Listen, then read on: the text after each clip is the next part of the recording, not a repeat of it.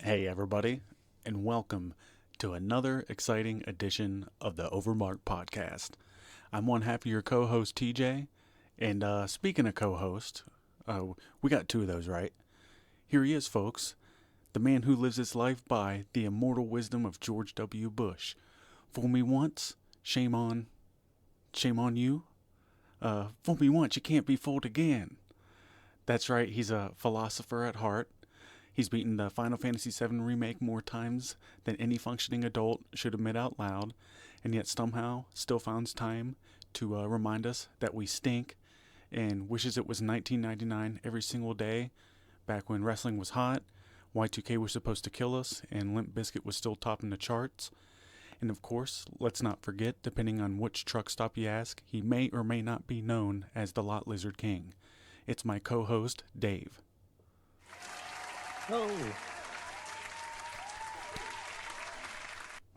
well, thank you for the terrific intro there, TJ. That was great. That was wonderful. And I thought you liked that one. yeah, you know, they were just asking me about the Final Fantasy remake the other day. Prez finally beat it, and they're like, "Oh, did you finally finish it on hard mode?" And I had, but there was that one thing that I missed. So I have all of the achievements but one. Oh, okay. That's kind of where I had left off on it, but still played it quite a bit when it first came out. It's a long game. Really good. If you like the first one, you'll like this one. I mean, I love it just as much as I loved the first one. It's funny because we know a pretty good website where you could pick that up, probably for cheaper than you could on Steam. It's loaded.com, and if only there was some easy, simple to place logo that we could put here to get sponsored by them, I feel like it would work better for everybody involved. And there's a world where that could happen. Just contact us. We're ready for it. We'll take the ball and we're gonna run with it, or whatever it's called, and we will get you at least a couple sales, if not more. Yeah, that's right. We all like that. Oh yeah, everybody likes it. And who doesn't like getting good deals with games cheaper than you can get almost any time of the year on any Steam sale, right? That's true. There are games for sale on Steam right now that are not as on sale as they are unloaded. So good on you. And remember that this is not a paid advertisement. We are not paid by anyone, so don't think that we are, because we're definitely not. But we would like to be paid by people. Yep. That's what we're bringing this up for. Absolutely. Email. Yeah. Whatever. Fax. Well, probably not that, but. No, yeah, we don't have that. Well, I think somebody that may have a fax, I don't know if that for a fact or not, but it's going to be some of the people that we're going to be talking about here, and that's Raw from September 15th, and then that's Dynamite from September 12th.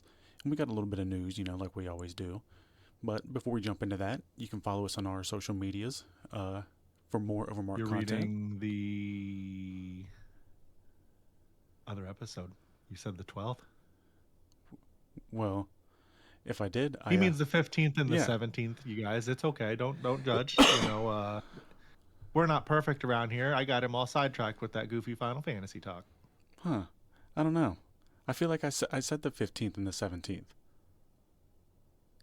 Maybe I'm blind. I don't blind know. Or deaf. Whatever makes me hear the wrong thing. Yeah.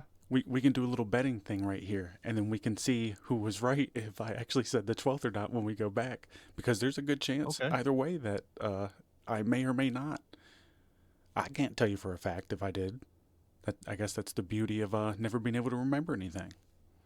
Well, I don't have any kind of money that I could bet you, but I'll say something positive about a wrestler that you like that I don't, of your choosing. No, I think it'd be better the winner, the loser do 2 push-ups. You mean like on the camera? No, not on camera, just 2, and then we'll say we did it. Um, The stakes might aren't be more entertaining. Might be more entertaining if the loser has to do it on the camera next okay. episode. We'll do that. All right. I'm not trying. I probably can only do 2 push-ups, to be honest with you. I'm in terrible shape, even though my job is pretty physical. I can do more than that, but I'm not in any better shape than you are, I promise you. But that being said, we're going to move on. We said, Raw the 15th and Dynamite 17th. We got some news. So follow us on our social medias at OverMark ENT before we jump into this. And we're going to jump into this. And I'm going to be generous and let you do Raw, so then I get stuck with the AEW segment this week. I think that's only fair since I've been doing it in the reverse. Well, that's fair, and thank you for that. Last episode, it didn't really matter. Both of the shows sucked, but we pulled the nose up a little bit here. We had Raw from September 15th, 2025, with a sellout crowd of 7,285. Not a huge crowd, but fill in the building. That's not bad. They opened the show with a Cena promo. It was fairly entertaining. Everybody was super pumped for this. For 7,000 people, they were fairly loud for it, I thought. Yeah, well, this was like a place that he went to college or something, right? So they were all about it. Yeah, I honestly can't remember all the stuff that he said. I just remember they were super into it. He just talked about, I've been up and down these halls, blah, blah, blah, blah, blah, all that kind of stuff. The rah rah, yeah. He's good at it. Yeah. Not as entertaining as Brock ripping his pants on SmackDown. No. I ripped my pants, Stu! Maybe he'll do that next. You never know. But for the next match, or I should say the first match, we had Lyra Valkyria versus Roxanne Perez. And she beat poor old Roxanne. And I don't know. The match was decent. I kind of like both of the... Well, I like Roxanne. I'm in and out with Lyra. She has her moments that I'm like, yeah, and then other times. I think if she got rid of the bird lady thing. She's still pretty green, but, for how long she's been doing this, she's pretty decent, and they trust her in these spots. She's the first Intercontinental Champion. I guess they did that for a reason. But that being said, this was just an okay match, and I'll talk about this later, but the aftermatch stuff is just something that I can't really get too excited about because it is involving Bayley, and I don't know. It's like it's not that Bayley can't do, I guess, an okay match, but, she just has, like, the acting skills of, I guess, like a 6th grader. It just doesn't land. I find her to be okay. Well, I mean, wrestling-wise, I love Bayley. She's great, but I'm not crazy about whatever they're trying to do with her here necessarily. Same. Yeah. But moving on, like all of us should, we had Penta defeating Kofi Kingston, and I like Penta, and Kofi's all right. I like this match. Yeah. Yeah, it was good. I mean, why wouldn't it be? Penta's solid in the ring, and Kofi's really good at the heel stuff, and he's solid in the ring as well. So it produced a pretty entertaining match. A not hot take here. Penta is for the children. Kids love Penta. I mean, I think everybody does. That entrance. Yeah, well, yeah. The Destroyers. Oh, yeah. My nephew, who I can barely get to watch it, I was rewatching it when he came in, and his entrance was on. He's like, "Oh, who's that guy?" I'm like, "That's Penta, buddy." He's like, "He's cool." I'm like, "Yeah, he is." Yeah, he does look cool, doesn't he? Yeah. Good job, Penta. My nephew likes you. And moving on, we had the Rollins, Becky Lynch, CM Punk, AJ Lee promo. I like this. All the people involved are high-level folk in the industry, as people listening to our show would know, I am assuming. I enjoyed this, but it's kind of funny, like AJ Lee talking about like how she's like a crazy like Hispanic, or I forget exactly what Puerto she said. Rican from New Jersey who will shank a chick. Yeah, and it's like, you're not shanking me. bip her on the head a couple times, she think twice Well, about I that. mean, you're not Becky Lynch I either, know. though. So I'm just saying it's like it's not very intimidating, but I think it's kind of funny because it's like she's just this 95 pound person that's like threatening another like 100 pound person on TV. But I guess that's for them. But overall, this was entertaining. oh yeah, it's good stuff. And then we had the next match, El Grande Americano defeating Dragon Lee, which I like this. I like what they're doing with El Grande Americano. I liked when they had the three of them and they did the Spider-Man meme in the aisleway. Great stuff. Entertaining, not great, but entertaining. Um, What'd you think? it's just okay. You know, I like this when Chad Gable was doing it, but Much what's better. his name, Kaiser or Lube Yeah. Kaiser? He just sounded like some like effeminate goof. I've warmed up to Dragon Lee. There was some match on SmackDown a while back when he kind of turned to the corner for me. I was like, all right, I get him. I mean, I'm not saying he's bad either. It's just he's guilty of kind of like the whole thing that's going on with a lot of people in AEW is they're just having matches and not much direction. But I guess at least they're being featured. Oh well, we are critical of that in AEW, so we'd be critical of that here.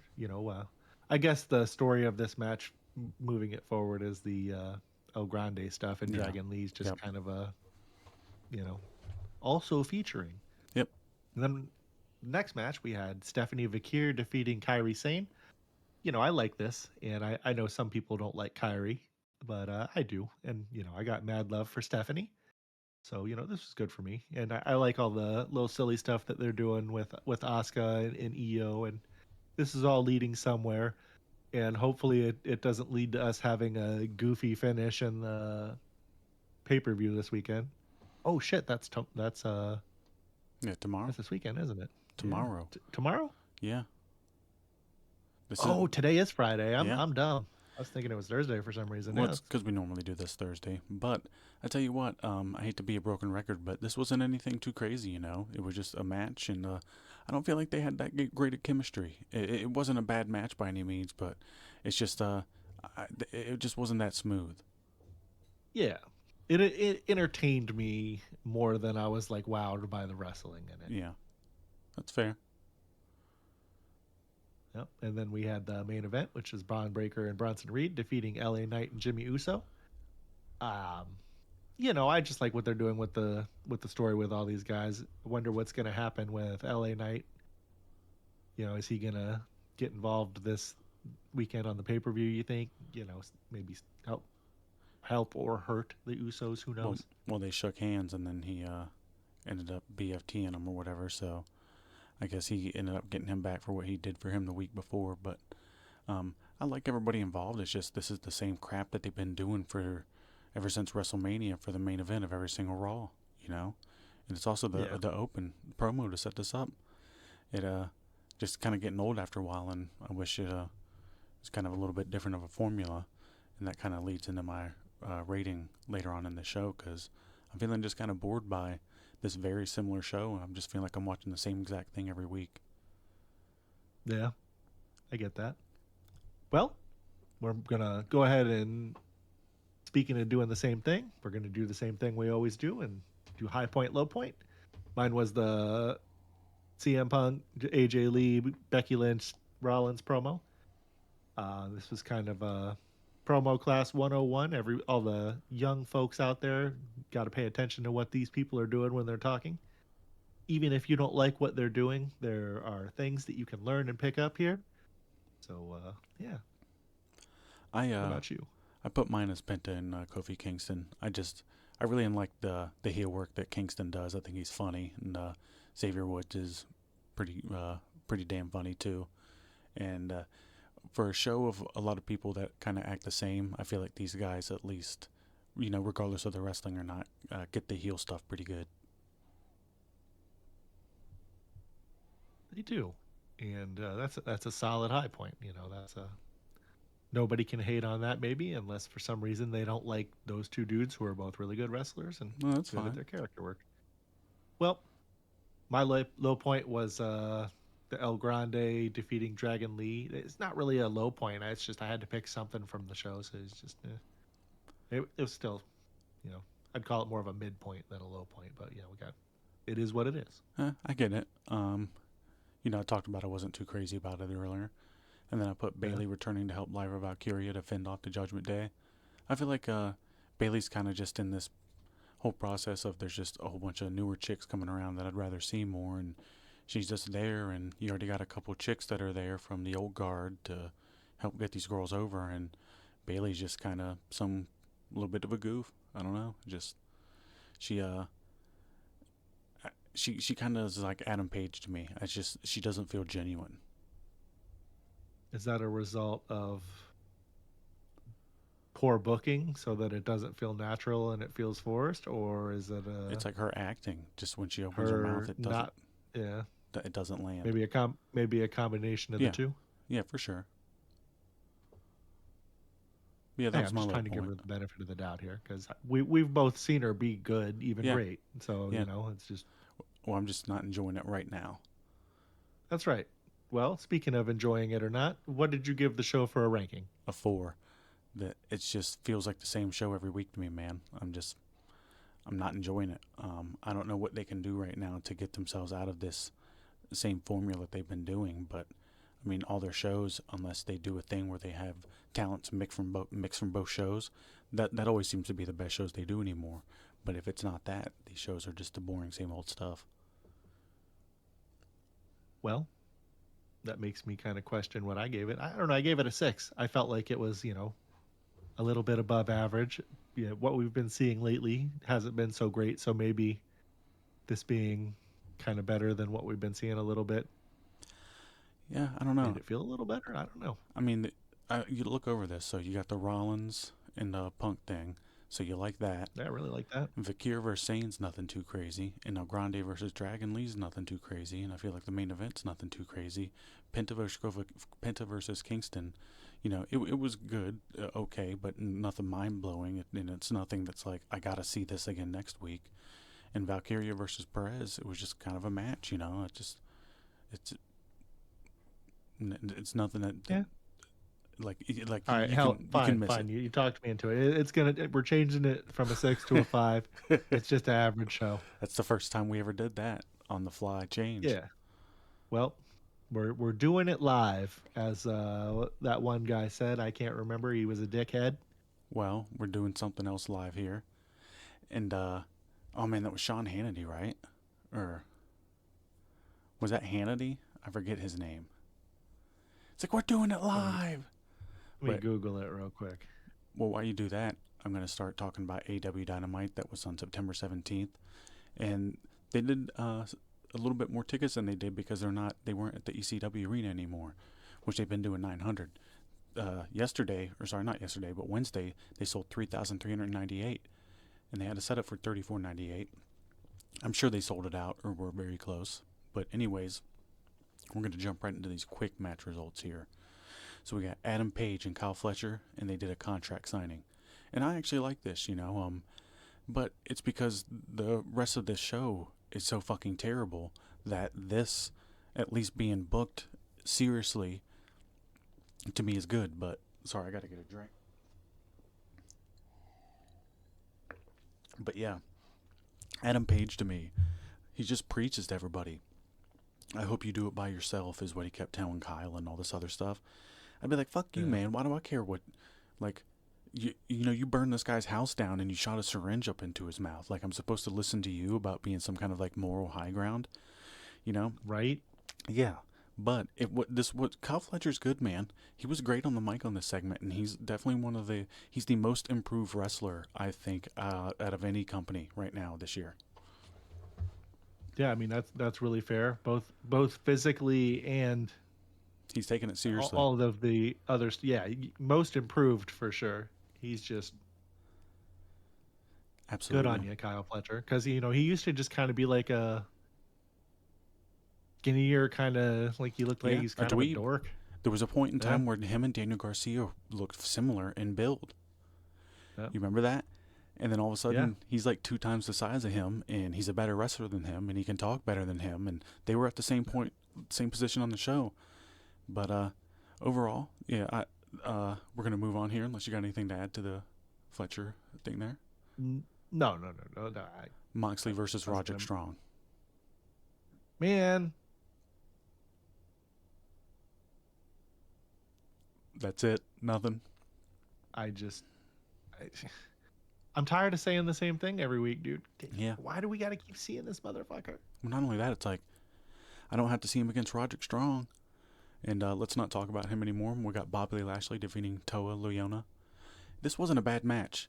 This was okay. There was a lot of shit that happened around the ring. MVP punching, what's his face? Who's the acrobatic guy? Ricochet. Yeah, he like punched Ricochet. Yeah. But yeah, it was a decent match. What'd you think? Yeah, I enjoyed this match. It's nice to see Bobby Lashley just in there kind of getting some one-on-one action. I think at some point they're going to add another guy to the group, and Bobby's going to probably start doing some more like singles stuff. It would make sense anyway. I think so, since the whole Max thing apparently didn't work out for anybody. And then we got FTR and Cope and Christian combo. Or sorry, promo. Yeah, I guess it's a combo promo since it's It is two a tag combo. teams. Yeah. But this was pretty good. And what's his name? Dax nose got busted open pretty good. He was bleeding. But yeah, good stuff on the mic. Physicality was pretty good. This was like an old school type tag team little build before the match. I liked it. Yeah, I mean, this is going to probably be the match I'm looking forward to the most on the pay-per-view, most likely.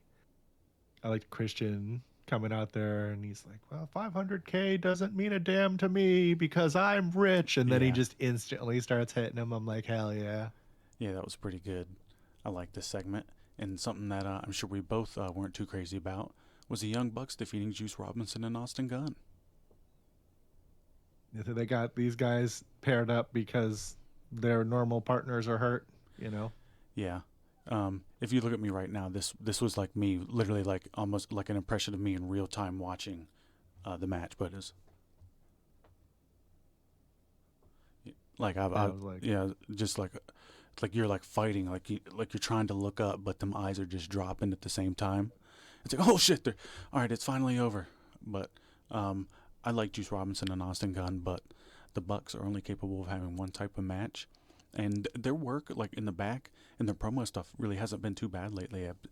Their whole trying to redeem themselves and the stuff they did with the money, like how they're blowing it, it's somewhat funny. But it's just you can't overlook. It's like, man, these guys sure do like doing the same exact shit that they were a big deal at the beginning, and it's just keeps going down. You know what? I'll say something nice about the Young Bucks. Yeah, They did a fine job putting over Sting in his retirement match. absolutely. And they weren't selfish dickheads and, were like, oh, we should win, fuck him. So, Yeah, I'll give them that. I will. But I don't know. I don't want to shit on them too much. Just more of the same. And I do like their out of ring work that they've been doing in their promos. So I'll compliment them there. But then we have something that's really not good here with Mascata Dorado defeating the Beast Mortos. I don't need to see this. No. Probably ever. No. So then we have Thekla defeating Queen Aminata. Pretty hard-hitting, not bad match for a chick match, but when you look at the overall scope of things, Queen Aminata is just some girl that they have on the show that has been doing the same stuff for years, and she can wrestle. Isn't this like the fourth time they've had her lose to her? I think so, but then we got Thekla here. Didn't she debut against her, like beating her down or some kind of goofy shit? Yeah, I believe so. Yeah, oh, absolutely. Yeah, you're right. But then we got Thekla, and they're trying to build her up as this big credible threat to Tony. But I got news for you, not happening. Yeah, I mean, she's least marketable opponent that Tony has had. I've seen I've seen a lot of people Probably. lately, that have been saying that they've been doing a really good job building her up, and she's a future world champion for them. In what way? Like winning a couple matches? I was gonna say, I guess maybe I need to pay more attention to what she's doing when she's on. I don't know. I'm not seeing that, but maybe I'm just There's not a lot of to too pay attention too to. zoned out. I don't blame you. Well, something else that probably made us both zone out here was Jet Speed. Yep. Kevin Knight and Mike Bailey defeating the Patriarchy, Killswitch and Kip Sabian. Are Jet Speed actually in a program with these guys, or it was just a part of that tag team tournament, right? So I think so. Yeah. so Jet Speed went ahead, and how many tournaments have Jet Speed been a part of since they've been on the show? But I do know that, yeah, I think this is probably the second one because remember they had the one when what's their face to challenge against the Hurt Syndicate, and they ended up losing. That was like I think at All In or All Out, whichever it was All In, right? That was the I tag think team so. match they had for that. But regardless of that, I'm tired of seeing these guys. It's the same shit every fucking week. More of the Yep. same. Well, I guess he had 3 hours to fill, so Yeah, well, this was Collision at this point, but then we had Riho defeating Robin Renegade. Well, I guess Renegade's going to be going partnering up with Monet here or something, but Mhm. I don't know. I don't even want to crap on Riho. I'm sure she's decent at what she does for people who like it, but I'm not one of them, and she'll be gone here in like a couple weeks, and we won't see her again for another year. Yeah, that sounds fairly accurate when it comes to Riho. She's usually here and gone, We and preferably gone. Then we got your main event here. The Don Callis family had Tejero and Josh Alexander, and they defeated Top Flight, Dante and Darius Martin. This isn't a main event on any program on the planet, and the fact that all the talent that you have on your show, and this is the main event, you should have just had the Cope and FDR thing main event the show, like the promo at the end. This isn't it. It's never going to be it. And the fact that you keep putting these kind of matches on at the end of your show shows that you don't know how to build towards a main event throughout your show. Does that make sense? That's true. I mean, yeah, and it's typical Tony Khan goofy stuff. I don't know. You mean Snowman? Yeah. God damn it. Oh, man. All right. My high point was Adam Page and Kyle Fletcher, their contract signing. I felt like the serious tone and the fact that they're. Now, you remember every TNT champion that they've had for the past year and a half, maybe 2 years, they haven't done anything with that title, and there's been nothing memorable. I feel like at least them having him have that title and challenging for the world title is more that they've done for that belt with somebody that's had it since it's at least 2 years. Yeah, that makes sense. That's a good choice for a high point. Mine was the. I'm sure anybody that's been listening lately will know it. The FTR and Cope and Christian promo. Like we said when we talked about it, this was a good promo. Nice old school tag team deal. The brawling was great. The guy that Cope speared sold it like he was Dolph Ziggler. It was great. Some security guy. Yeah, that was pretty good. He got him with maximum velocity. Turned him inside out, as Yeah, JR dude. would say. By God, he killed him. Yep. As my barbecue sauce by my side, he killed him. But we got the low point here, and mine was Mascara Dorado defeating the Beast Martos. There's just too many luchadors on this show. I know that they want to mix a good amount of international wrestlers on the show, but you only need like 2 luchadors. Just have 2 really good ones, and then show some other styles of wrestling, not just strong style, North American style. Because that's all they do. Not a lot of variety. Pretty much. That's So that was the AEW No, Dynamite. you didn't give your low point. I did. Oh, No. I thought I did. Fuck. I thought we were done talking about it. That's how ready to move on from this crap I I don't think was. you did. Oh, sorry. You want to add? The You want to add 5 more push-ups? oh shit. No. We're good. We had Riho defeating Robin Renegade. Nobody wants to see this, man. Send her back to Japan and let's do something else. My God. Yeah, I agree. Move on. Speaking of doing something else, let's move on to the show rankings. What'd you think? 3. I actually gave it a 4. Maybe just like with Raw, I was feeling a little generous. I don't know. You have been It felt lately. like it was a little better than Dynamite has been. So Well, maybe that just our next segment, once we break into the news, we'll talk about maybe some of the reception to this episode, right? Oh, well, speaking of, Yeah, hit it. And I got news for you. Oh, what's that? oh, So, Mr. T, we're going to do something. Jay. We used to talk about this stuff a little bit more, but we're going to talk about it now because it's actually a positive thing for AEW, and that's the AEW Dynamite ratings, at least as positive as it can get for them considering the trend that they have been doing lately. So, we're going to break this down. It's going to be the AEW numbers from September to Remember, 3-hour special. WrestleNomics is reporting that the September 17th edition of Dynamite pulled in 602,000 viewers overall across TBS, which is up from the 584,000 last week. That's a 3% increase week over week. And in the key demo, 18 to 49, they did a .13 rating, up from the last week's .12. That's a little uptick, and importantly, it kept AEW number 1 on cable for the night in the demo. If you factor in broadcast TV too, they still landed number 6 overall. Not bad. Yeah, not at all. Like we said, it's positive compared to the trend they've been following. So we're going to break down the hours here, and it gets a little bit interesting here because the first 2 hours branded Dynamite, it drew 668,000 viewers with a 0.14 in the demo. But the last hour, which was presented as Collision, dropped to 536,000 viewers with a 0.12 demo. For Collision, that's one of the best collisions they've had in a while because they usually have like 300 below for that. So you can see how the audience thinned out once that third hour hit. But honestly, the retention for that's a better retention rate than most of their Dynamites. So the fact that it was a separate show that went longer, I think that's a positive. Yeah, and looking at the bigger picture compared to the trailing 4-week average of 630,000, they're up 10%. But if you look at the measure against last year's quarter 3 average of 696,000, they're down 9%. So solid for September, but year over year, the story is still trending downward. We've been saying that for a while.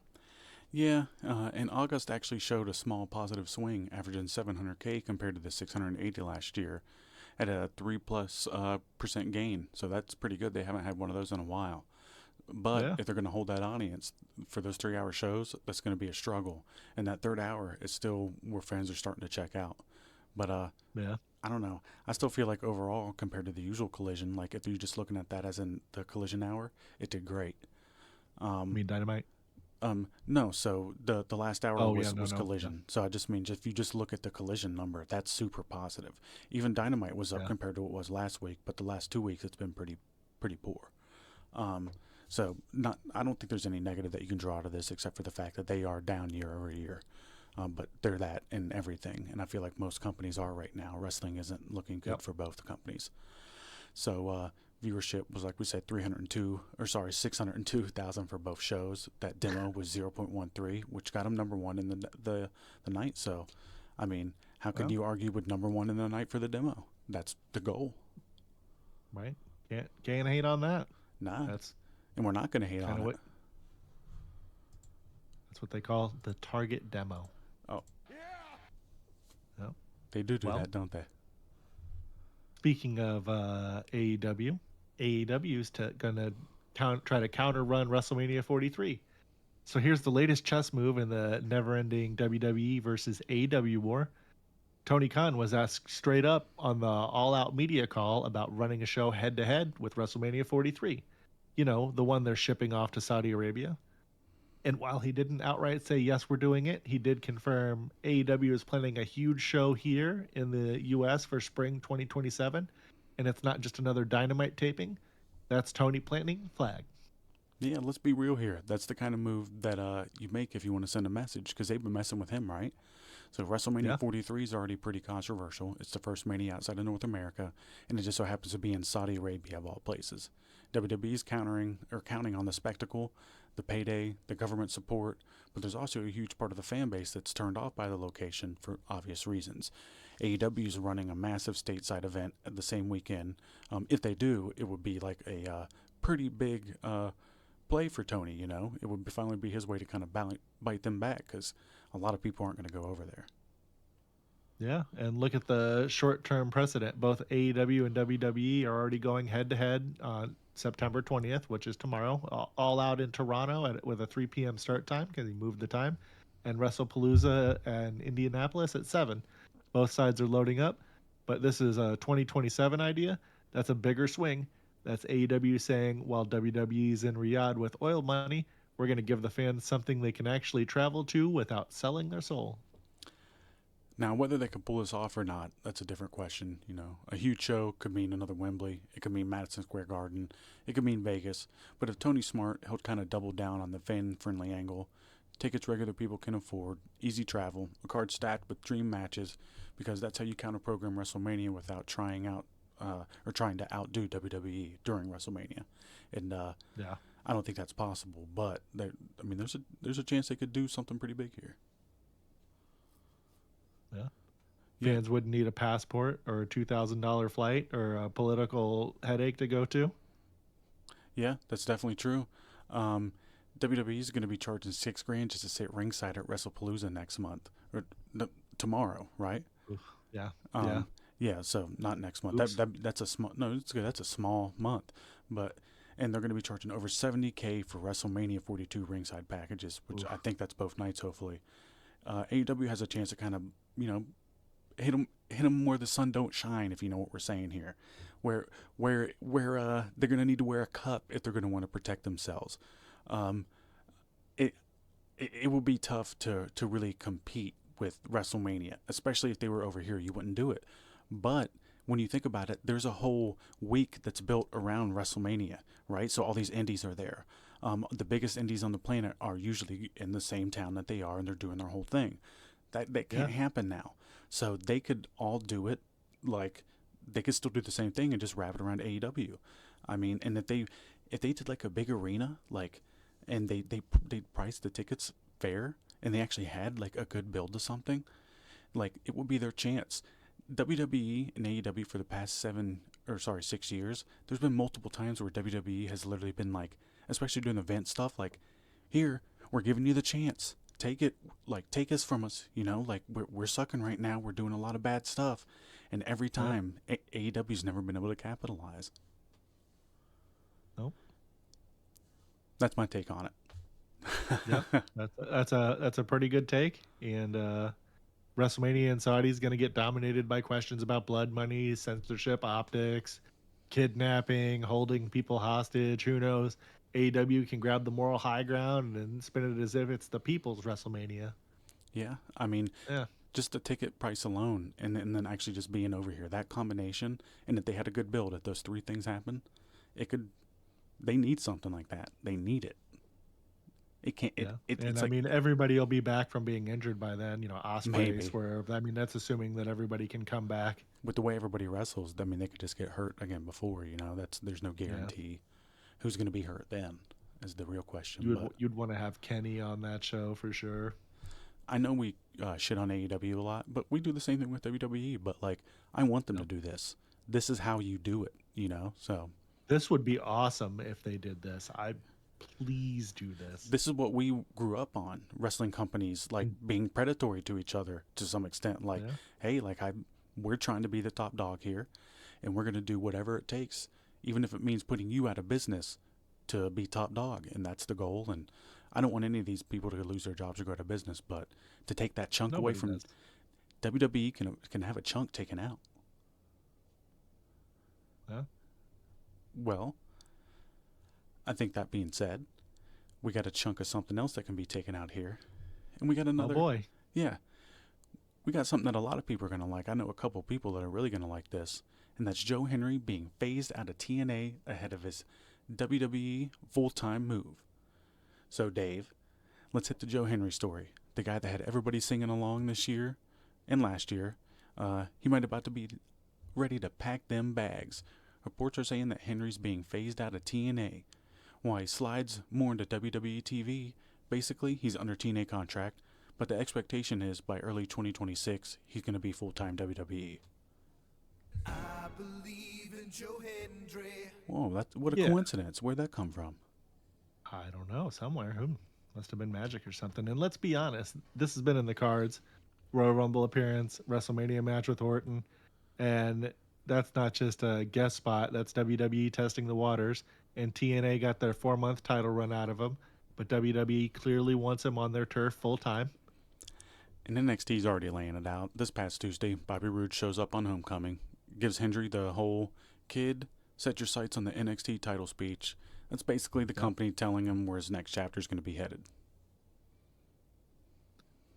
And that's the interesting part because this is the first real proof of concept of WWE's partnership with TNA. Hendry's the test case. Showcase him on TNA, build him up as a viral act, and then funnel him into NXT where the WWE machine cranks it up to 11. Exactly. And honestly, TNA's got to be sweating this a little bit. Their hottest act of the year, the one guy who gave them mainstream buzz, he's being siphoned off. You can't replace that overnight unless the plan is for WWE to be feeding him someone else in return, which maybe they could be, but these deals usually are kind of, to some extent, like more heavy towards WWE. Yeah, maybe, but here's the reality. By the time 2026 rolls around, I believe in Joe Hendry ain't just a TNA chant. It's going to be on Raw. It's going to be in arenas every week, and that's money WWE doesn't want to share anymore. Yeah, so he's still under TNA contract, like we talked about, but he hasn't been showing up too much, so it's kind of like he's fully phased out, and they're expecting to be if that money talks right too, especially that he's going to be in WWE full time in 2026, which is kind of TNA might be for sale, so there's a whole bunch of stuff that could go into this. So I think a lot of people, when it comes time to sign that contract, if WWE is offering it to them, the uncertainty of TNA, but would lead them to go there anyways, maybe if the money's even the same. And he had that little TNA World title run, the Royal Rumble spot, and the WrestleMania match versus Orton. So, I mean, he's already baked in. And how old's this guy? He's not getting any younger, so they got to get him in now, I think right? he's like 36 or something. I mean, it's not old for. I mean, Yeah, he's but it's about the time. age where wrestlers start to get their best. So I'm just saying it's time. Let's get him in there. Don't waste any more time. They can print some money with this guy. And I don't know. It's not like I'm too crazy about the guy. I don't have a lot of exposure to him. I don't watch TNA. I've seen some of his WWE stuff. I'm looking forward to seeing it. I'll give him a chance. I know Brandon's like in love with the guy, so I'm sure he'll. We're gonna tell him about it right after the show here, and he's gonna probably lose his mind. Yeah, but so they're saying that this is the first big crossover case of the WWE TNA partnership funneling talent, and that funnel is here's TNA. One way. Here's WWE, and the funnel is just dripping right into WWE there. Yeah. But it wasn't. Well, I mean, they did send a bunch of their NXT people to wrestle on their show, and it did increase their ratings and viewership. Yeah, but on TNA, they're not wrestling that full time. No. But it at least generated interest in the product, got eyes on it. That would hopefully be some of those people that might return. Who knows? But that's enough about Joe Hendry. It is. I believe in him more than Joe Hendry. But that's enough of that. Should. Take us on to the next one. Okay, you won't. Take us on. Well, so we got a segment here that we're going to be responding to Tony Schiavone's comments, telling fans to go F themselves. And, so Tony Schiavone thinks AEW critics should book the cards themselves and go F themselves. A bold stance. Here's the thing, though, Tony. You're being way too defensive of a product that's not exactly thriving right now. Yeah, we talked about this earlier a little bit, but by every metric, AEW's down year over year. Ratings, buzz, attendance, merchandise, they're all trending in the wrong direction. And honestly, there aren't any big matches to look forward to. In 6 years, how many all-time true classic great moments has AEW actually created? It's a pretty short list. Yeah, and let's talk booking. Way too many multi-man matches, too many belts, too many goofy money gimmick matches, and worse, half the roster is just spinning their wheels having matches with no direction. When do stories happen? Unless you're MJF or holding the world title, they're half-baked at best. Yeah, or Toni Storm. So, except recently, she hasn't really had too many good stories. She just had the one with Mariah May. And Mercedes Moné one was okay. But, that was decent. Tony, when fans criticize the product, maybe listen instead of lashing out, because telling people to go fuck themselves, that seems a little harsh, don't you think? We're allowed to have opinions. We're the audience, right? Yeah, and let's be real. Tony Schiavone's commentary, it's been brutal lately. He's been phoning it in for years, it feels like at this point. He's great in interviews, fine backstage, but behind the desk, sounds out of touch. Once that AEW paycheck stops, trust me, his tune's going to change real quick. I agree. Look, me and you, we definitely respect Tony's history. He's a legend. 100%. He's forgotten more about wrestling than me and you will ever know. But that's the I key don't know word. about that part, but maybe. Yeah, he's forgotten a lot. But here's the key word: forgotten. Because one day he's probably going to wish he could forget all of his time in AEW. So no, Tony, respectfully, maybe you should go fuck yourself. Yeah, we got 2 words for you, sir. Oh no. I think. Let's see if I can find it here. Well, I don't know.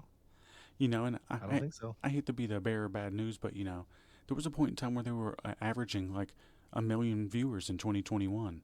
And in 2024, that dipped very fast to 700K. And in 2025, it's down to 600. So I mean, it's dropping down fast. And Yeah. like most of their shows are selling 35 to 5,000 tickets compared to the 8,000 to 10,000 that they were doing. So and by the way, the Rose was never gonna not fall off the thing. Whatever the honeymoon period was always gonna end up at some point leaving. So I don't think 3,500 to 5,000 is too bad, but there's a lot of weeks where they're not even doing that. Yeah. And then their pay-per-view buys, which are all reported by one person, by the way, so we don't even know if these are true. They're saying that All In 2023 was reported at 200K buys, but the Revolution 2025 numbers are closer to 120 to 130. They have too many titles, 11 active championships, and it's just every show has a money gimmick match, a 10-man or 10-person match, 12-person, and there's like a big gap in star power. They haven't built a lot of stars. They have built some, like Swerve. They do have some, but overall, it's just like we said earlier. What big matches are there to look forward to right now? Like, name one. Can you think of one? No. Well, And I found my thing there for you, Tony. Let's get ready to suck it. Yeah. yeah, Suck it. and I mean that respectfully, by the way. Like, it's just don't sit here and tell me what a whole bunch of people, a large group of people, are seeing, and just because you got the rose tinted glasses on and you're taking the paycheck doesn't mean that I can't give my opinion. And when you like use insults and curse words to demean somebody's opinion, well, you're just as bad as a large group of people out there today that a lot of people don't like and generally haven't liked throughout the whole history of time. Yeah. You don't want to suck my dick. Get out of here. Yeah, get out of here. Well, Can you suck it? oh, they might be able to. Maybe. But yeah. We'll How do we move on from that? Yeah, take us on, Dave. Well, oh shit, there's another one for me. Well, we got a report. Wade Barrett is set to return to WWE at WrestlePalooza. Yeah, he is. All right, let's talk Wade Barrett, because this is one perfect example of the wrestling media turning a sneeze into a hurricane. He missed a couple of weeks. People jumped online and said that he's done. He's out of WWE commentary. And within a day of all people saying that, Barrett himself goes, "Nah, lads, had time off booked for 9 months. Chill." Exactly. He hopped right on next when all that happened, and he just said no, pretty much squashed it. He said that he's had WWE personal time booked, playing way ahead of time for a while. It's a complete non-story. And that was just literally it. And because Michael Cole and Corey Graves were holding down both shows, people just assumed the worst thing. It's basically like we talk about. Meltzer just always takes this educated guess. Yep. And now, though, PW Insider confirms he's back on the headset this weekend for WrestlePalooza, which is great, because for all the noise, Barrett adds something different to commentary that WWE needs. He's got that dry, biting delivery that makes matches sound a little bit more credible sometimes, maybe. I like him on commentary. He does his role pretty good. And let's not forget that he's been kind of one of the more consistent voices that they've had in a while, right? He just takes a schedule break, and for some reason somebody just takes a dig in to say that he's was let go, And it's kind of like timing with that Nikki thing. I'm telling you, he was just doing that educated guessing. Yep. But yeah, that's it. He's going to be in that 3-man booth for WrestlePalooza. Yeah, and honestly, the whole saga is kind of funny. Saga, not saga. I don't know why I said it like that. It's that. Say Fans like, work themselves. Do you? Anyway, fans work themselves up over a day of a rumor. Barrett smacked it down in a paragraph, and he's right back in the mix. he's British. That's how it's said over there. Right? Saga? Yeah. Is that how he would have said it? At 100%. So have you heard British people say Ocarina of Time? It's Ocarina. No. Like, Really? yeah, their A's Like are OAK? yeah, their A's and O's are really messed up. But that's not what that's not what we're talking about here. So he's been doing this for like 5 years now. He joined full time in 2020, which is cool because he just had those injuries, so this kept him busy, and I think he's really shined in the role. It's just kind of funny that rumor happened, and within the day he smashed it, and they never didn't have a response to that, did they? Nope. They didn't bother to. I didn't see anybody mentioning any retractions or stuff like that. I don't know what's going on over there. Wasn't on the website to retract it, wasn't in the headline, or wasn't in his news article, wasn't on Twitter, wasn't on his YouTube channel, never mentioned it at all. I wonder why. Maybe it's because you're bullshitting people. That reminds me, I had an idea. What is it? Remember how on our recent video we had made the mistake saying that the Yeah. WWE event was going to be available on whatever Yeah. based off of the ESPN graphic that we had been supplied by ESPN. Yes. And, obviously we made the comment, updated in the post there of the video to let folks know, hey, this was a mistake. Yes. I was thinking each episode we could kind of have like a retraction or correction segment, like say last episode that we were wrong about something, misreported something, whatever the case may be. In the We're usually follow-up pretty episode, on. we say our bad. Well, exactly. We'll probably not really have to do this kind of segment ever, yeah. but That sounds good. We'll definitely do that. Have a as a graphic way to for it hold and ourselves everything. accountable to the community. Yeah, I think that sounds good because you don't want to be out here reporting, especially with no sources or sources that lie to you and have been proven to lie to you that you run with. All you had to do was call the guy. Hey, Wade, did they fire you? How hard would that have had to have been? Like, if we had that guy's number, we would have did it and we would have squashed it ourselves. It's not hard to do. Shot him a text, yo, dog. What's going on? They're saying you're fired. And you'd be like, nah, personal time. And then that's all it takes. But instead, you can't even do that. And that shows you a clear lack of respect for people in a profession that you've made a lot of money from. The guy's just a douchebag. And he stinks. Yeah, he does. But I think that being said, you're going to think it stinks because you got another one. Oh, well, we got WWE saying that their ticket prices are fine, but we feel like the fans are getting gouged, and I think we more than feel like that. I think that that's a reality.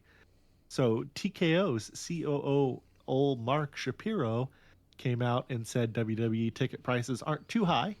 He basically compared WWE to UFC, saying that they can squeeze more money out of the fans because the product justifies it. Yeah, and this isn't surprising, right? They're going to keep raising prices until people stop buying, or at least until sales slow down. That's just business 101, right? But here's the problem. WWE's product isn't exactly hot right now. It's not like they're on fire and fans are desperate to get in, but they are selling a lot of tickets. Yeah, exactly. And using the UFC as a comparison, that's apples to oranges. The UFC has fewer events, real fights, and a totally different fan base. Their big numbered cards feel special, and that's why people pay the premium. Right? WWE, they pump out events on a pretty frequent basis, and let's be honest, most premium live events aren't exactly must-see. The quality isn't there and hasn't been there for a while. Meanwhile, they've already, tripled the price on this that you're going to end up doing before, and going from $10 to $30, and adding tickets starting at just $80 if you even want to get the worst tickets, like behind like a pole or something up at the top. That's a lot of money. You're being gouged from every single angle. Oh yeah, and the merchandise cost a crap ton. Yeah. And don't forget, UFC fans can get all of the UFC content for $10 a month on Paramount Plus. We made a video about that, and that starts next year. WWE's structure is way worse value for the customer. Yeah, they did a switch.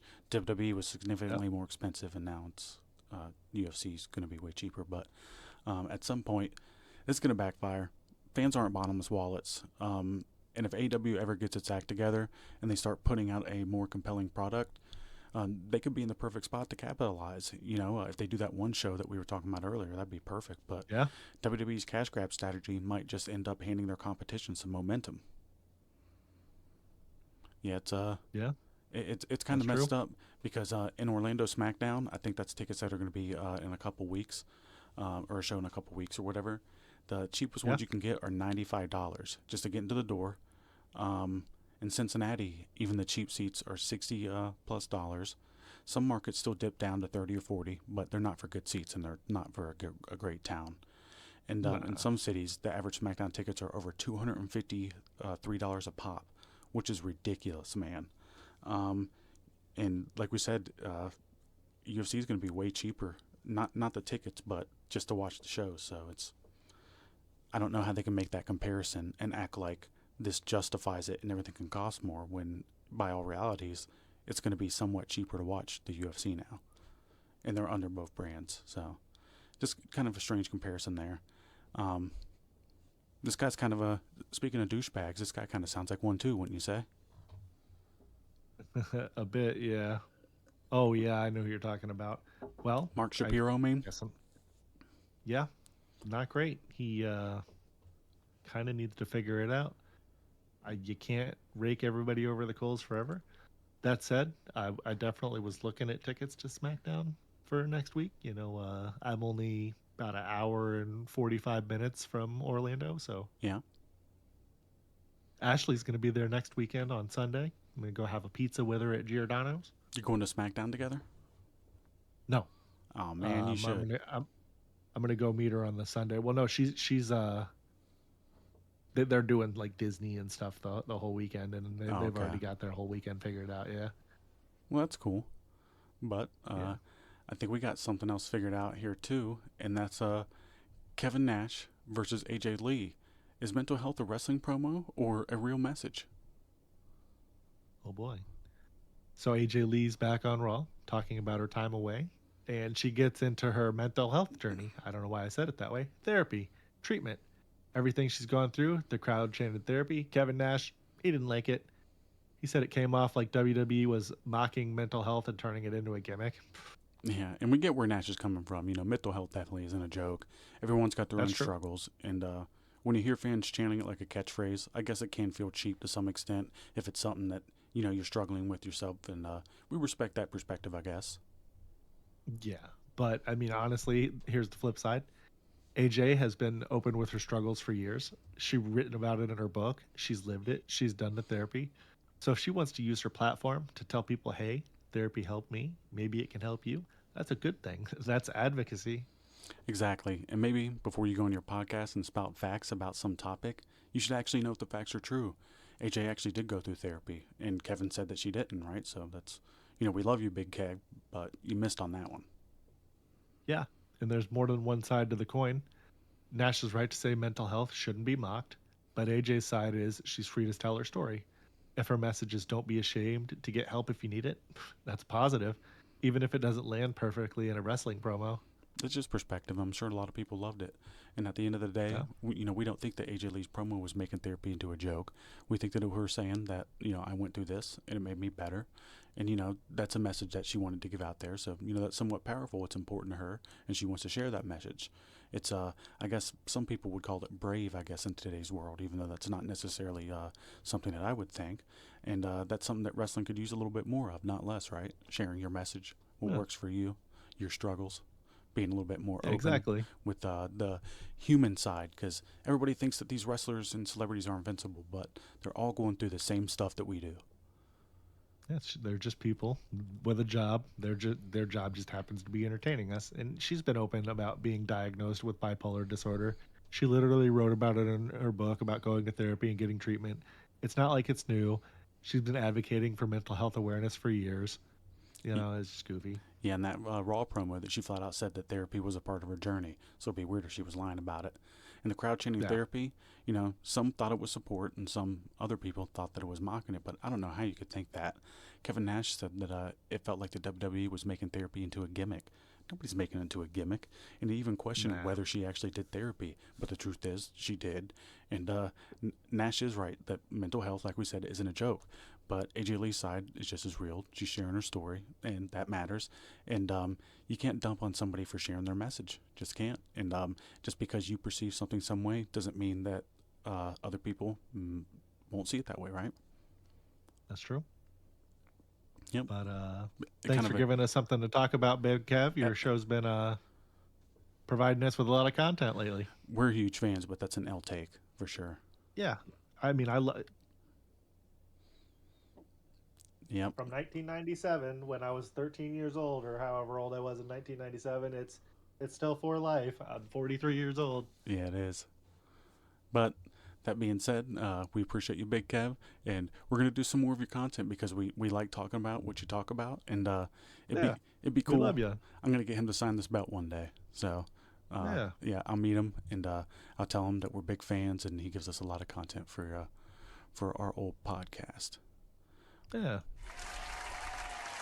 Thanks, Kev. Appreciate you. All right, cool. So that being said, I think we're gonna wrap her up here, right? Well, let me tell you something, brother. What are you gonna tell me? Well, next episode, we're going to talk about SmackDown Oh, okay. and Collision and WrestlePalooza.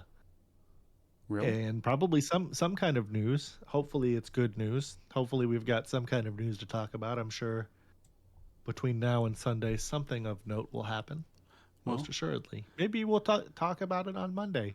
Who knows? We got all kinds of stuff that we can pull up, unfortunately, because there's pretty much a never-ending amount of stuff that we could talk about or pull angles about or just bring up from wrestling. So if there's not This news, day in wrestling history, we'll find something to talk about, and hopefully we'll make it entertaining for you, me, and the listeners in India, because we're big in India. so I know that we thought that they may be somewhat challenging for multiple reasons, but we were doing the forbidden gimmick. It would be funny to bring that back, and they're like, you remember we had we were swearing that algorithm messed us up when we did that the other two Yep. times. Yep.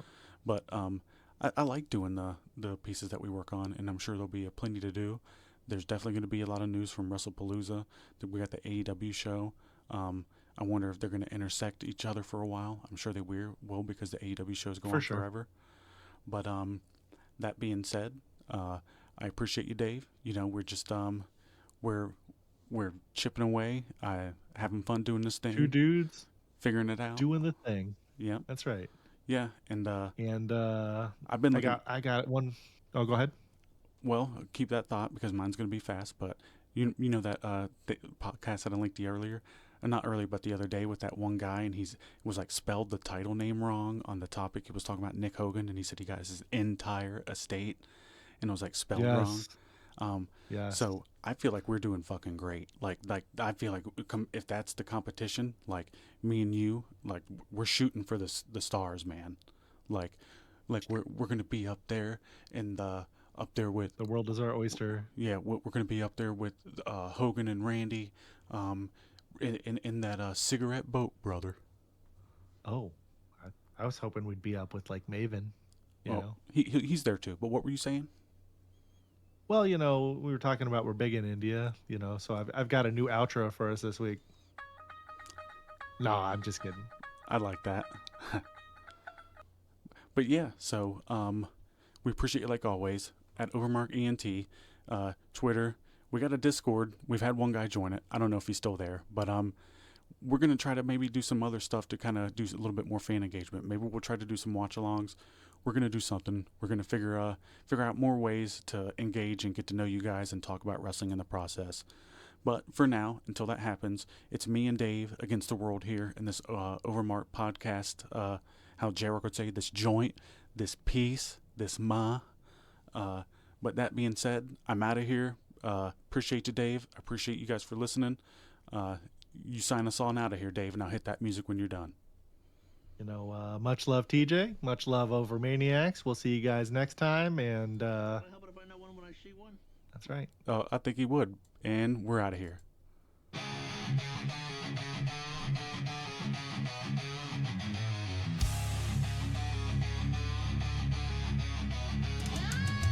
DJ's yelling at a gift, Dave's eating crab. We skipped our bills to watch Raw live and ranked 800 wrestlers just to survive. Our muscles are fake.